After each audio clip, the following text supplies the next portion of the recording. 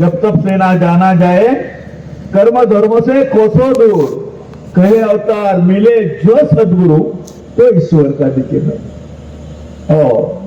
योग यागी विधी येणे नाही सिद्धी, असा हा देव मी पाहिला ज्ञानेश्वर महाराजांचा. योगिया दुर्लभ तुम्या देखिला साधणी. आणि काय झालं?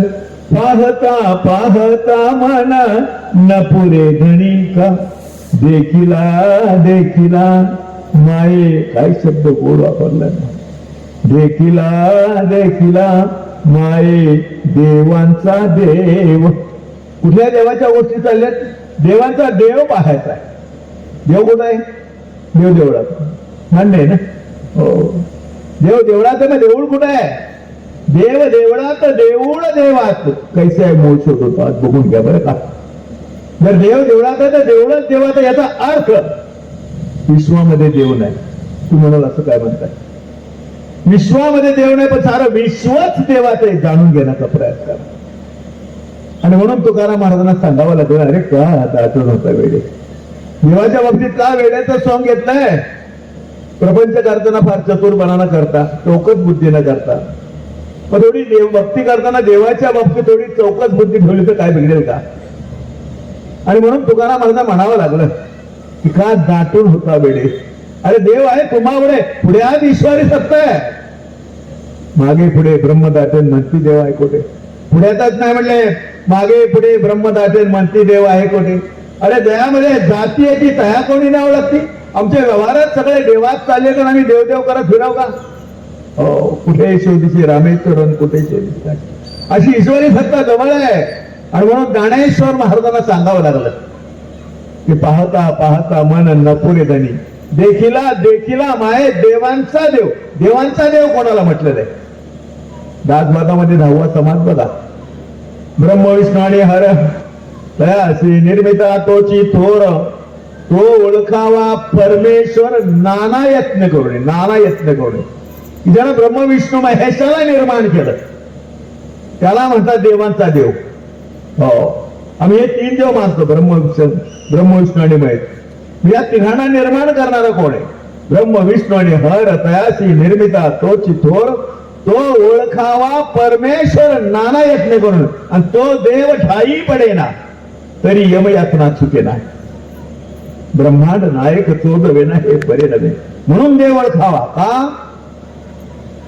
ही एरझार थांबवायची असेल तर देवाला ओळखून घ्या. तो देव ठाई पडेना तरी यमयातना. कोणाला यमयातना होतात? आणि ह्या जीवाने किती वेळा जन्माला यावर किती व्हावं फजे, किती वेळा त्यांना आईच्या उदरामध्ये बटाट्यासारखं उकडावं. एक एक योनी कोटी कोटी फेरा तेव्हा लागे वारा म्हणतात. आणि हे मनुष्य शरीर असत नाही मिळाले या जीवाला. 84 लक्ष योनी प्रती जे असंख्य फेरे होती, तय नरघाची प्राप्ती औषधे पावती सभाग. औषधे पावती सभाग्य म्हणजे अति महत्वाचं. जसं एखाद्या दरिद्री माणसाला लॉटरी लागावी आणि तो एका रात्रीत श्रीमंत व्हावा, त्याचा 84 लक्ष योनीच्या नंतर ही जीवाला लॉटरी लागते आणि असं मनुष्य शरीर दिलं जातं. आणि मग असे साधू संत येतात आणि सावध करतात, बघ सगळ्या कल्पना कर. काय म्हणतात? सगळ्या कल्पना कर. पण एक कल्पना कधी कोणी करूच नाही की पुन्हा ह्या जीवाला असं मनुष्य शरीर मिळेल म्हणून. आणि म्हणून साधू संत म्हणतात, बघ शेवटची पाळी बरं का, शेवटची पाळी मनुष्य जन्म आणि चुकली वर्म आहे. फेरापणे हे वर्म आहे. आणि हे जर वर्म जाण्याचं असेल तर जीवनात सद्गुरू भेटावे लागतील. हो. हे वर्म जाणून घ्या. ज्याच्या ज्याच्या जीवनात जे जे हे वर्म सद्गुरू आले ते हे वर्म जाणलेली मंडळी बसले. तुम्ही सगळ्या कल्पना करा पण एक कल्पना करू नका बरं का की पुन्हा ह्या जीवाला असं मनुष्य शरीर मिळालं. आणि म्हणून सांगितले शेवटची पाळी. सगळ्या कल्पना कदाचित तुमच्या पूर्ण होतील. हो. पुनर्वित्तम पुनर्मित्रम पुनर्भार्या पुनर्महिम एक सर्व पुनर्लभ्यम न शरीरम. पुन्हा पुन्हा कल्पनाच करू नका. पुनर्वित्तम, अरे म्हणे धंदावला गेलं तर पुन्हा मिळू शकते. पुनर्मित्रम, एखादा मित्र तुटला तर दुसराही जोडता येईल. पुनर्भार्या पुनर्महिम, एखाद्याची पत्नी निवडली असेल, स्वर्गवास झाला असेल तर दुसरीही पत्नी मिळू शकते. तत सर्व पुनर्लभ्यम न शरीरम पुन्हा पुन्हा. कल्पनाच करू नका की पुन्हा ह्या जीवाला असं मनुष्य शरीर मिळेल म्हणून. आणि म्हणून त्याला दुर्लभ म्हटलेलं आहे. हो, दुर्लभ मानो जन्म है होत ना बारंबार, तरुवर से फलगिरे दुबारा न लागेडा. अरे झाडाचं फळ तुडून खाली पडल्यानंतर पुन्हा त्याने लेटायला नाही लागायचं बरं का. तो एकदा काय जीवाच्या आतून मनुष्य शरीर गेला, संपला विषय. पुन्हा या जीवाला हे मनुष्य शरीर मिळेल कल्पनाच करू नका. आणि म्हणून साधू संत म्हणतात का पुन्हा जन्माला याच्या तरी भानगडी पडतात. 84 लक्ष योनीच्या नंतर ह्या जीवाला हे मनुष्य शरीर दिले तरी. अरे हा जीव कधी गाय झाला, घोडा झाला, कुत्रा झाला, अशा अनंत योनीमधून भटकून याला हे मनुष्य शरीर मिळालं.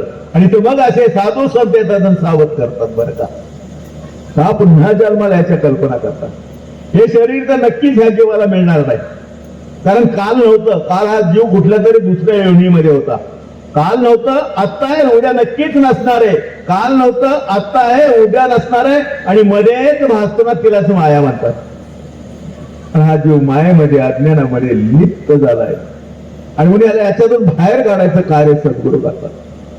आणि म्हणून जीवाला जोपर्यंत आपल्या स्वस्वरूपाचं ज्ञान होत नाही, वास्तविक स्वरूपाचं ज्ञान, मी नक्की कोण आहे, मी कुठून आलो, का आलो आणि मला कुठं जायचं.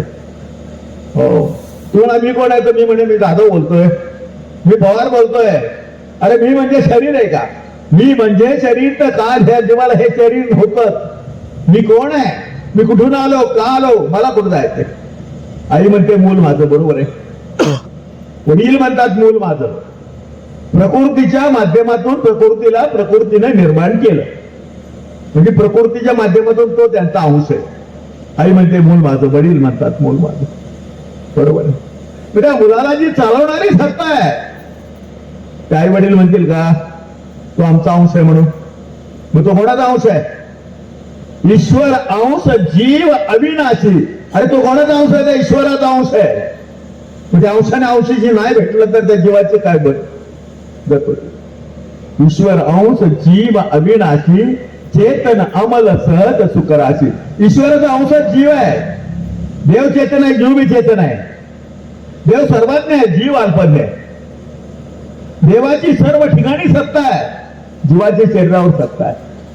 देव अजन्म आहे, जीव सुद्धा अजन्म आहे. कोण म्हटलं का जीव जन्माला आला? मूल जन्माला आला म्हणे, प्राणी जन्माला आला. कोण म्हटलं का जीव मेला? जीव गेला. अविनाशी तत्व आहे, अजन्मा तत्व आहे. त्यानं कुठं जायचं, त्याची काय व्यवस्था केली? आपण मरायच्या अगोदर मुलाबाळांची व्यवस्था करतो की नाही? बरोबर आहे. आई वडिलांचं आद्य कर्तव्य मुलांना सुशिक्षित करणं, सुसंस्कृत करणं, लहानाचं मोठं करणं, लग्न कार्य करून देणं, त्यांना नोकरी नंतर आई वडिलांचं आद्य कर्तव्य. म्हणून आपण मेल्यानंतर मुलांनी कुठं जायचं, बरोबर आहे. याचा अर्थ काय? आपण मरणार एक दिवस बरं का. कुणी अमरपट्टा घेऊन जायला, मृत्यू अटळ आहे. मृत्यू अटळ आहे, त्याचं भय सर्वात मोठं असतं. परंतु जो मृत्यूचं भय बाळगतो त्याला समृद्ध जीवन जगताच येत नाही. आया है सो जायगा राजा रंक फकीर. अरे राजे महाराज गेले, ऋषी महर्षी गेले, मुनी महामुनी गेले, रथी महारथी गेले, देवाधिकांना जावं लागलं, पीर पैगंबरला जावं लागलं. तर तुम्ही आम्ही काय अमरपट्टा घेऊन आलो का? मरावंच लागेल. तर मरायच्या अगोदर जीवाची व्यवस्था करून मारा, त्यानं कुठं जायचं? तसं मरायच्या अगोदर मुलाबाळांची व्यवस्था करतो ना, बरोबर आहे. मुलाने कुठं जायचं? आम्ही मरणार आहे, मेल्यानंतर जीवाची व्यवस्था काय केली? आत्मघात केला तुम्ही, त्याला आपल्या स्वरूपात जाऊ द्या. हो, नाही तर त्याची पुन्हा भटकती, पुन्हा त्याला राजगाडग्यात टाकाल. हो, रामाने वालीला, रामायणामध्ये रामाने वालीला मारलं. रामाने वालीला मारलं. वालीचं प्रेत समोर पडलेलं आहे आणि त्याची धर्मपत्नी तारा शोक करते, रडते. भगवंतांना विचारलं म्हणे तारा तू का रडते? आता का रडते म्हटल्यानंतर तिने सांगितलं माझे पती गेले. काय म्हणले? पती गेले. ज्यावेळी ताराने सांगितलं माझे पती गेले, भगवंतांना सांगितलं तारा अरे ज्याच्या बरोबर एवढा मोठा प्रपंच केला तो तुझ्या समोर पडलेला आहे, तू म्हणते माझे पती गेले. वस्तुस्थिती खरी आहे ना? तो कुठे गेलाय? समोरच पडलेला आहे. मुली नाही, त्यातला जीव गेला. काय म्हटली? आता जीव गेला म्हटल्यानंतर पुन्हा भगवंतांना सांगितलं तारा अरे त्याच्यातला जीव गेला, मग तो कधी पाहिला का? जाताना किंवा येताना कोणी पाहिला का? म्हणली नाही पाहिला. मग ज्याला कधीच पाहिला नाही त्याला माझं कसं काय म्हणतेस? बरोबर आहे ना? ज्याला कधी पाहिलं तसे शोक का करते? मग तिथं भगवंताने तिला उपदेश केला, तिला स्वरूपाचं ज्ञान दिलं. त्यावेळी भगवंताने उपदेश केला म्हणे, क्षिती जल गगन पावक समीरा पंचरचित अति अधम शरीरा प्रगट सो तव तनु आगे सोवा जीव नित्य केवलगी तुमरोवा. म्हणे बघ, हे 5 तत्वाचं शरीर समोर पडलेलं आहे. धरती, पाणी, अग्नी, आकाश आणि वायू. 5 तत्वाचं शरीर समोर पडलेलं आहे. त्याच्यासाठी रड म्हणे, जीव नित्य केवलगी तुमरोवा. अरे जीव अविनाशी आहे, अजन्म आहे, त्यासाठी काय रडायचं? खरी गोष्ट आहे ना? असं कुठलं घर आहे का त्या घरामध्ये कोण कोणाचं कधी मिळेलच नाही? मिळेल का कोण शोधून? याचा अर्थ सगळ्याचे सगळेच मरतात आणि आम्ही रडतो. मग रडायचं की नाही रडायचं? रडावं तर कोणासाठी रडावं मग? असं कुठलं घर आहे का त्या घरामध्ये कोण कोणाचं कधी मिळेलच नाही? याचा अर्थ सगळ्याचे सगळेच मरतात, मग आम्ही रडतो. मग रडायचं की नाही रडायचं? रडावं तर कोणासाठी रडावं? जीवासाठी रडावं तर अजन्म तत्व आहे, अविनाशी तत्व आहे. आणि शरीरासाठी रडावं तर ते समोर पडले, ते कुठे गेले? आणि म्हणून भगवंत सांगतात, तारा जीव मरण सुद्धा रे पाहत नाही म्हणे. जीवन देखे मरण, जीव मरण सुद्धा पाहत नाही बरं का. जीवन देखे मरण धरी नवीन सांडी जीर्ण संचित प्रमाणे भोग शुभाशुभासी. आपण काय करतो? माऊली म्हणतात, जैसी जीर्ण वस्त्र सांडीजे मग नूतने आनिक बेडीजे तैसे देहांतराने स्वीकारीजे चैतन्य नातो. चैतन्य नातो म्हणजे आत्म्याच्या अमरत्वाबद्दल माऊली महावैष्णव ज्ञानेश्वर महाराज म्हणतात की जसं एखादं जुनं पुराण वस्त्र टाकून आपण नवीन परिधान करतो, तद्वत एखादी वयोवृद्ध झालेली कुडी पीडित झालेलं शरीर त्याला सोडावं लागतं आणि नवीन शरीर धारण करावं लागतं. पण कल्पनाच करू नका हे शरीर पुन्हा मिळेल म्हणून. आणि म्हणून सांगितलं की तारा जीव मरण सुद्धा पाहत नाही. जीवन देखे मरण जरी नवीन चांडी जीर्ण संचित प्रमाणे भोगशुभाशु. पण तिला तिथं उपदेश. आणि म्हणून माऊली महावैष्णव ज्ञानेश्वर महाराज का पुन्हा जन्मलयाच्या तरी भानगडीत करता? अरे हे तर शरीर नक्कीच जीवाला मिळणार नाही. हा परिवार आहे वेगळाच असेल, आता आहे उद्या नसणार आहे.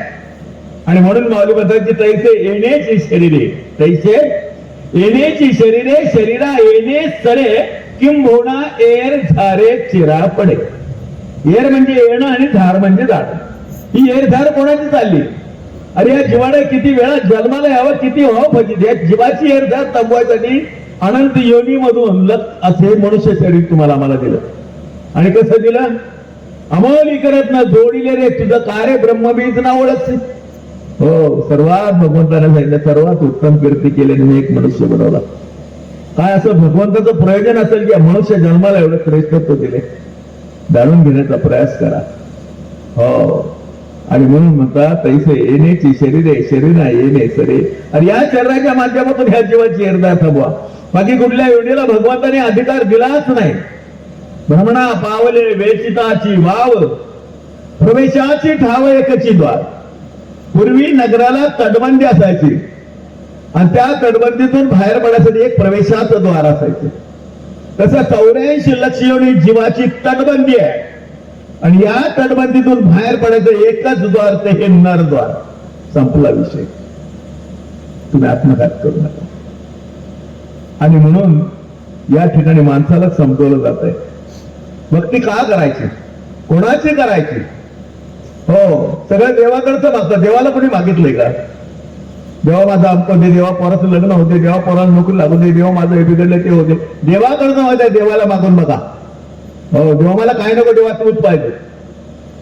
अरे माणूस आत्ता माणूस भौतिक रोगी भौरोगी आहे, त्याला भौतिकतेचा रोग जडलेला आहे. आणि म्हणून आध्यात्मिक आधी भौतिक आणि आधी तैविक तापाचे 3 चटके खाऊन पोळतोय. भौतिकतेचा रोग जडलाय. माझा भौतिकतेचा रोग जडलाय. जोपर्यंत त्यांच्या जीवनामध्ये सद्गुरु रूपी वैद येत नाही तोपर्यंत हा भौतिकतेचा रोग जाणार नाही.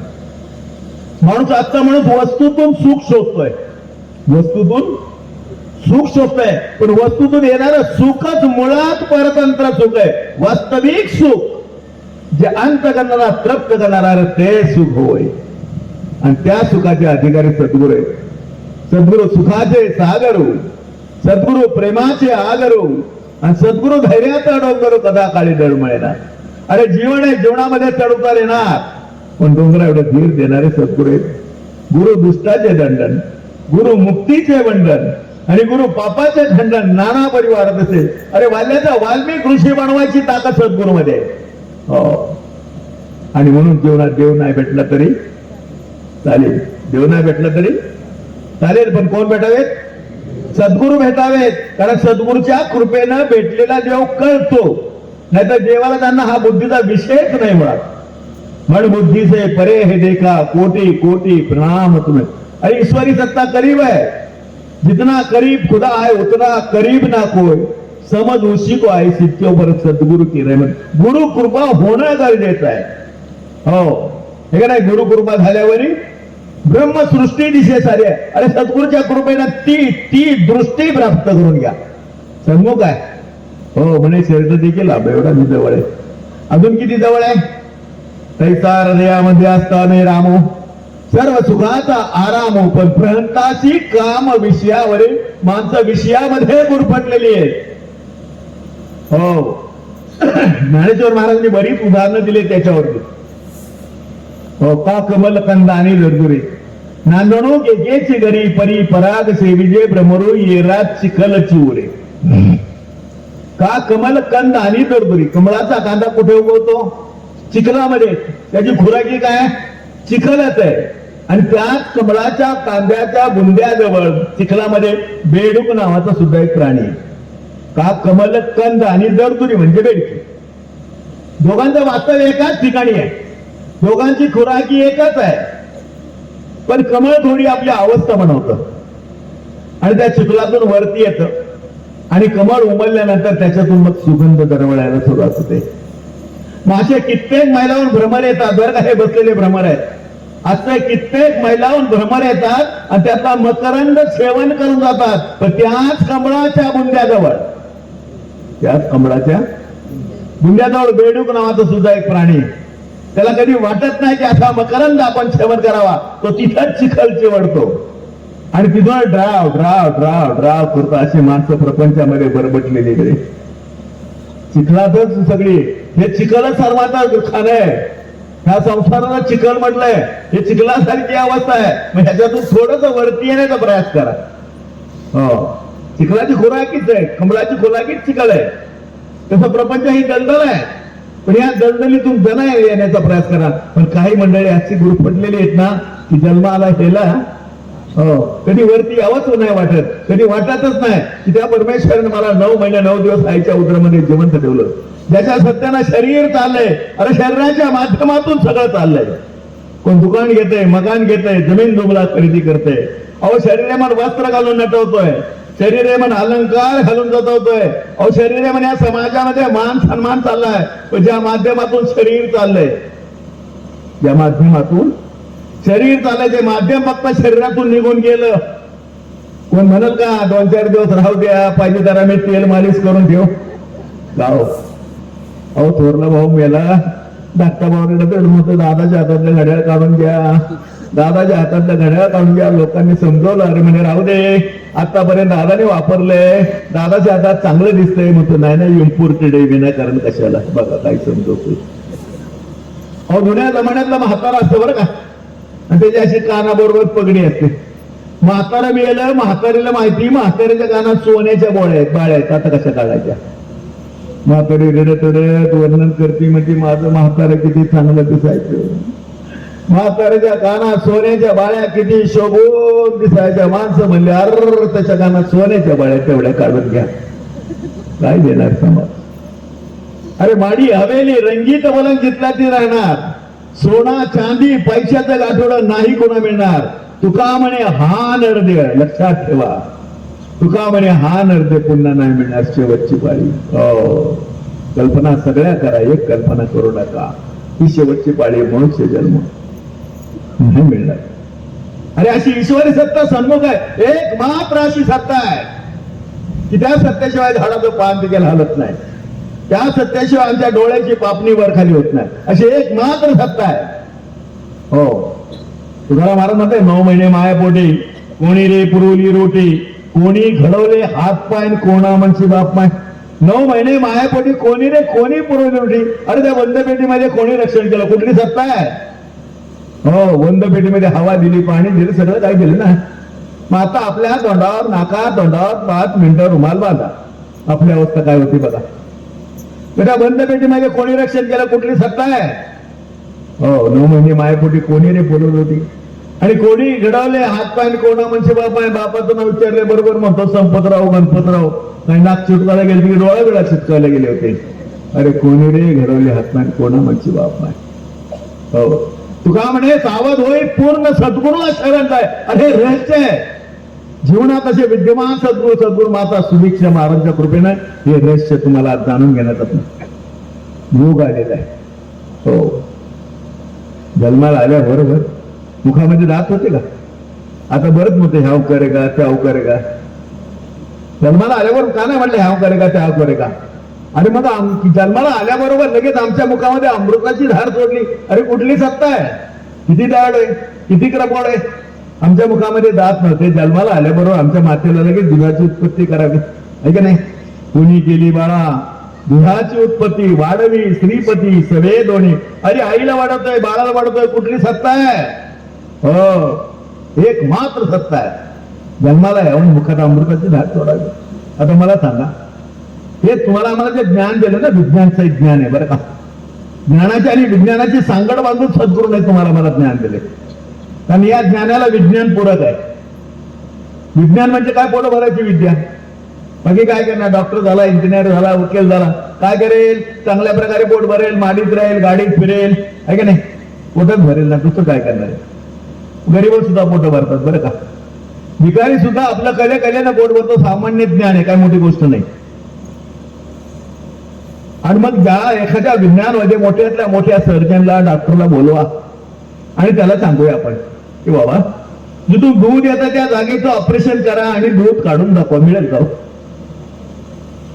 आम्ही जन्माला यावं, आमच्या मुखात अमृताची धार सोडली ना. मग ज्या जागेतून दूध येतं त्या सर्जनला सांगा बरीच ऑपरेशन केली, एक छोटस ऑपरेशन आहे, ज्या जागेतून दूध येतं त्या जागेचं ऑपरेशन करा आणि दूध काढून दाखवा. मिळेल का? पहा मातेची असणी चिंतिता रक्त मांसमल खाणी, तेथे विमल दुग्ध घालून खोवत बसतो. अरे कुठली सत्ता आहे म्हणे? ऑपरेशन केलं तर रक्त आणि मांस भेटेल, दूध भेटणारच नाही म्हणे. भेटेल का? मग आमच्या मुखात लगेच अमृताची धार सोडावी. म्हणतात बाबा या शरीरामध्ये 70% पाणी आणि मग कुठं लागलं का आपलं तर पाणी करायचं बाहेर, रक्तच बाहेर येतं. काय त्याच्यात करिश्मा आहे बघा ना. हो, मुखामध्ये दात नव्हते, मातेला दुधाची उत्पत्ती केली. आता मुखामध्ये दात आले. अरे या मातीतून पिकून खायला कोण घालतो? त्या टाटा बिर्ला घालतो, कुठल्या फॅक्टरीतला खातो का? आणि मग 4 महिने 6 महिने या पावसाने दो पडा बरं आणि या मातीतून पिकून रे सगळ्यांना खायला घालतो. कोण कोण थँक्यू बोललं का त्याला कधी? मातीतून घालतो का नाही? नसता पाण्याचे बुडबुडे गगन सदा सर्वदा कोरडे, दास म्हणे चौकडे पाडुनी सडे. अरे पिखे कोण होतो? कुठली सत्ता आहे? आम्ही जसं बिल्डिंगच्या वर पाण्याच्या टाक्या बांधून ठेवतो तशा देवाने काय वर टाक्या बांधून ठेवल्यात का? कुठली सत्ता आहे? त्या मातीतून पिकुंदळे खायला घालतात. कुठली सत्ता आहे? तुझ्या सत्तेने चाले हे शरीर कोणाचे सत्ते? कोण बोलवी ते हरिविन, जे कवी ऐकवी एक नारायण. त्याचे भजन चुकून आहे. तुम्हाला भजन करायचं ना, त्याचं करा. ज्याच्या सत्तेने डोळे पाहतात, ज्याच्या सत्तेने कान ऐकतात, ज्याच्या सत्तेने तोंड बोलतंय, ज्याच्या सत्तेने शरीर चाललंय आणि शरीराच्या माध्यमातून सगळं चाललंय, अशी एक मात्र सत्ता आहे, सन्मुख ईश्वरी सत्ता. आणि त्या सत्तेचं दर्शन होणं त्याला ब्रह्मा अनुभूती मानतात. आणि म्हणून संत निरंकारी विषयाचं मूळ बेस आहे, मूळ तत्व आहे ब्रह्माची प्राप्ती आणि ब्रह्माची समाप्ती. या सगळ्या जर भ्रामक कल्पना निरस्त करायच्या असेल तरी ब्रह्मानुभूती करून घ्या. निरंकारी मिशन त्या देवाला दाखवून देते. आणि देवाला पाहता येतं, ईश्वरी सत्ता झाकलेली नाही. उघडे परब्रह्म, उघडे परब्रह्म आहे. हो, मुक्ताबाईने चांगदेवाला ते तर सांगितलं. 14 विद्या 64 कला शब्द ज्ञाने होशी आले म्हणे न बियकडे करा. एवढे चांगदेव महाराज होते, पण शेवटी मुक्ताबाईने उपदेश केला. मुक्ताबाईने त्या वास्तविक स्वरूपाचं दर्शन घडून दिलं. म्हणे मुक्ताबाई, हो पाहून गे रोकडे ब्रह्म दिसे उघडे, जगामध्ये ब्रह्म, अरे उघडा परब्रह्म आहे. माऊली म्हणतात आज सोनी आता दिन वर्षे अमृताचे गणू, हरी पाहिला रे हरी पाहिला.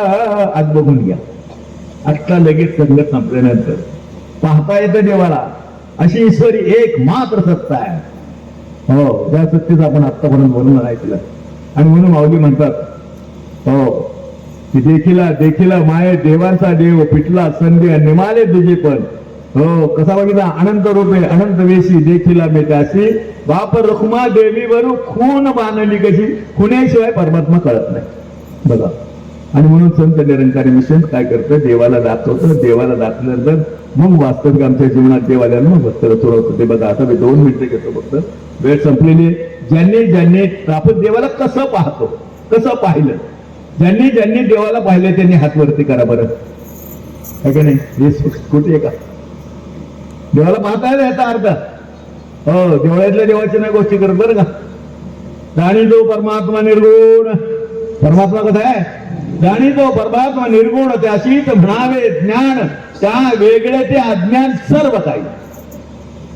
ज्याने परमात्मा निर्गुण निराकार आहे जाणलं त्याला, हो त्याला ब्रह्मज्ञानी म्हटलंय. देवाला पाहता येतं ना. मग देव कसा आहे, देव कसा आहे, देव निर्गुण आहे, निराकार आहे, निर्लेप आहे, निरंजन आहे, निरामय, निरामय, निरंजन. निरंजन म्हणजे डोळ्याने पाहणं विषयच नाही देवाला. आणि आपण तर हात वरती गेले, इरकं नाही बनवलं ना. देव कसा आहे, निर्गुण आहे, निराकार आहे, निर्लेप आहे, निरंजन आहे, निरामय, निर्विकार आहे. काल होता, आता उद्या रिटायर होणार नाही, उद्या असणार. अशा देवाला पाहता येते. जर पाहता आलं नसतं तर एवढ्या हातवरती आले असते का.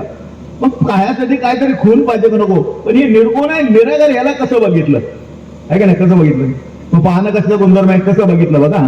आणि 2 मिनिटात ज्याला पाहायचं असेल त्याने आज जरूर बघून घ्या. देव कसा आहे, निर्गुण आहे, निराकार आहे.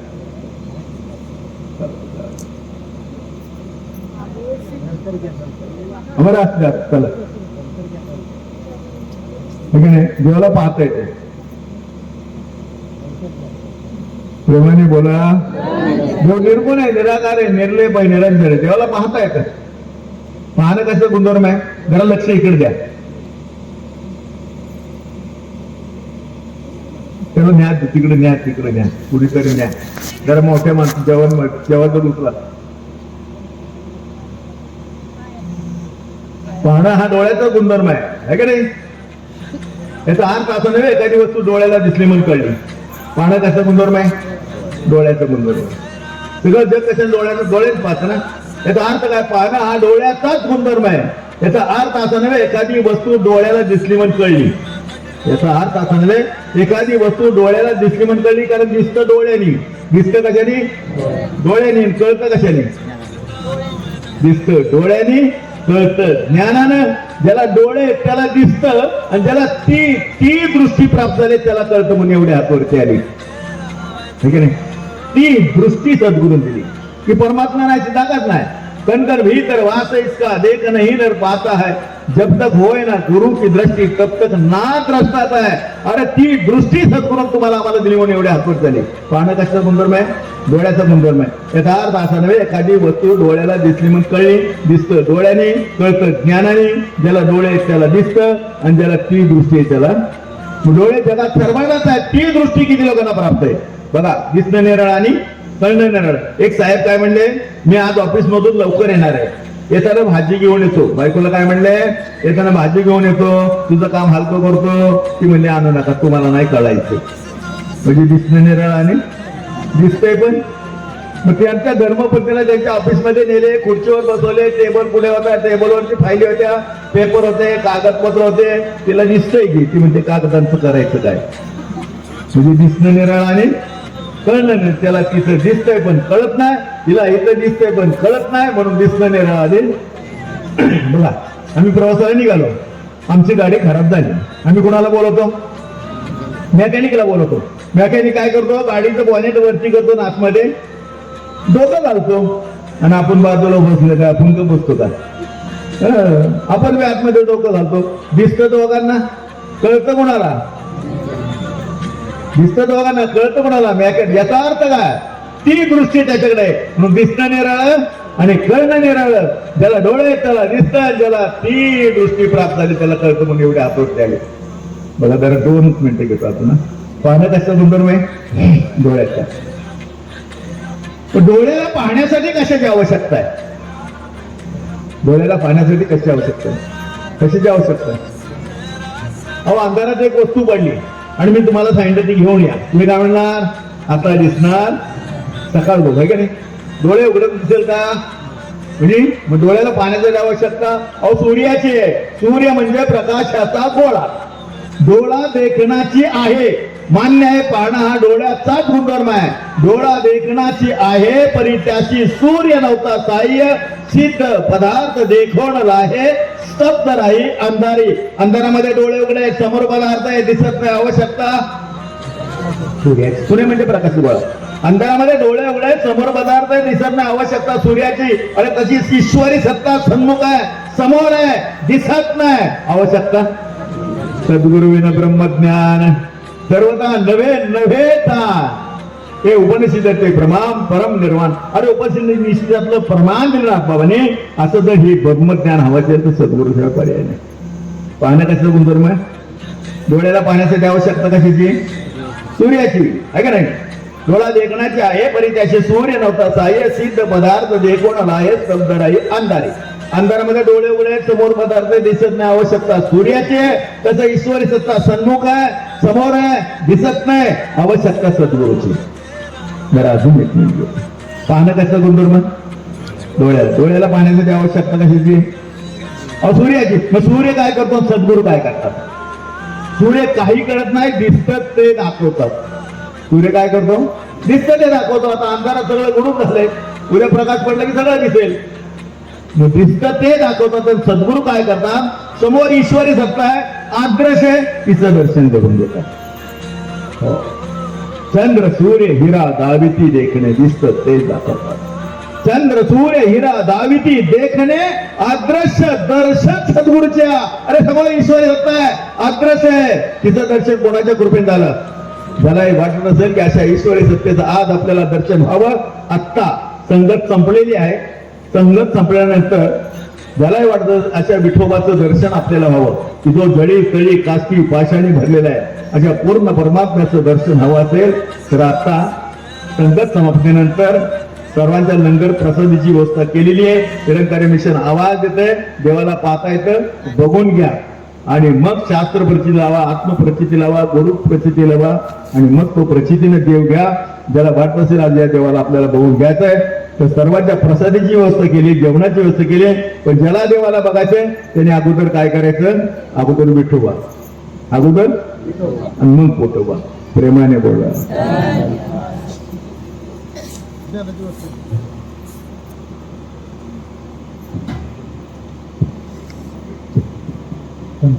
प्रेमाने बोला. नाही कोणाला याप्रमाणे प्राप्ती आता देवाजवळ करायची. ती समोरची शाळा आहे शासनाची, जी लाईट लागलेली त्या खोलीमध्ये त्याची व्यवस्था केलेली आहे. जेवणाच्या आधी सर्वांनी तिथं जाऊन प्राप्ती त्या ब्रह्माची प्राप्ती करून घ्यावी.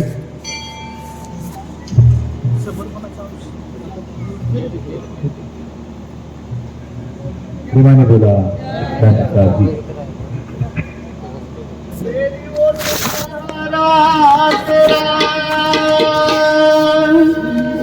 तन मन खोल